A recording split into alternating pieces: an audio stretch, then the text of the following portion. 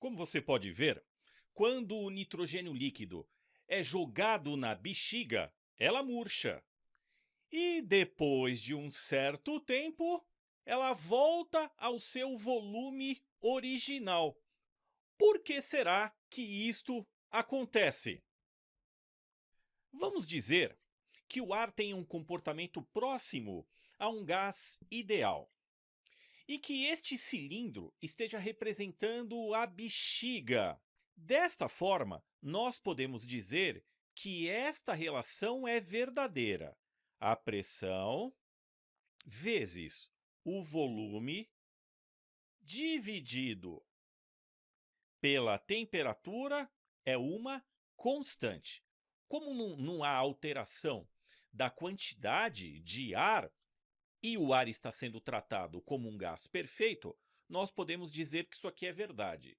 Pressão vezes volume divididos pela temperatura é uma constante. O que isso significa? Significa que a alteração da pressão, do volume e da temperatura obedecem a essa relação de constância. Por exemplo, vamos dizer que a temperatura ela seja constante. Se a temperatura fosse constante neste caso, para que o produto PV fosse constante, seria necessário acontecer o seguinte, por exemplo, ó, se a pressão dobrasse, o volume teria que cair pela metade, não é? Se num produto você tem um valor que dobra e este produto tem que se manter constante, o outro valor tem que cair à metade. Perceberam a relação matemática entre essas três grandezas? Pois é, na segunda situação, nós podemos dizer que essa relação também é verdadeira. Produto, volume e temperatura se mantêm constantes também. E desta forma, nós podemos igualar estas duas relações. Só que essa transformação ela tem algo de especial. A parede, né, a borracha da bexiga é flexível e dessa maneira a pressão do lado de fora, que é a pressão atmosférica, se mantém igual à pressão provocada pelo ar dentro da bexiga, que é a pressão interna. E desta forma, nós temos um exemplo de transformação isobárica. Por que transformação isobárica? Iso igual, bárico tem a ver com baros, com pressão. Igual pressão, manutenção da pressão. Quer dizer que da primeira situação para a segunda situação, houve a constância da pressão. E dessa maneira nós podemos simplificar.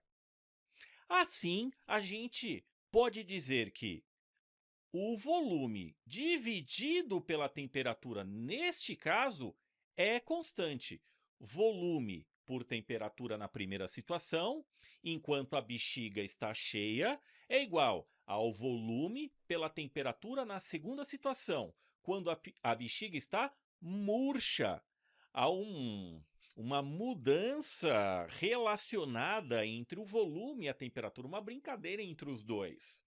Acontece que, da primeira para a segunda situação, quando nós jogamos nitrogênio líquido na bexiga, houve a diminuição da temperatura, porque naturalmente o nitrogênio líquido ele está a uma temperatura muito abaixo da temperatura ambiente. Este valor aqui cai, a temperatura fica menor. E como o volume pela temperatura tem que dar o mesmo valor da situação inicial, como essa divisão é constante, o volume também tem que diminuir. Isso significa que, nesta situação, a diminuição da temperatura é acompanhada da diminuição do volume. O volume e a temperatura são diretamente proporcionais numa transformação de um gás perfeito quando a pressão é constante, numa transformação isobárica. Bom, você pode estar pensando assim, né? É, a gente poderia fazer uma experiência com nitrogênio líquido, não é uma coisa tão simples assim, não é? Como é que eu poderia verificar isso no meu dia a dia? Você já foi jogar bola num dia frio assim? Amanheceu, foi pegar a bola, a noite foi muito fria, e quando você foi pegar a bola, Você percebeu que a bola estava murcha? Já aconteceu isso? Ou então, quando você vai sair de carro, num dia frio também, e olha para o pneu, e o pneu está mais murcho do que na noite anterior?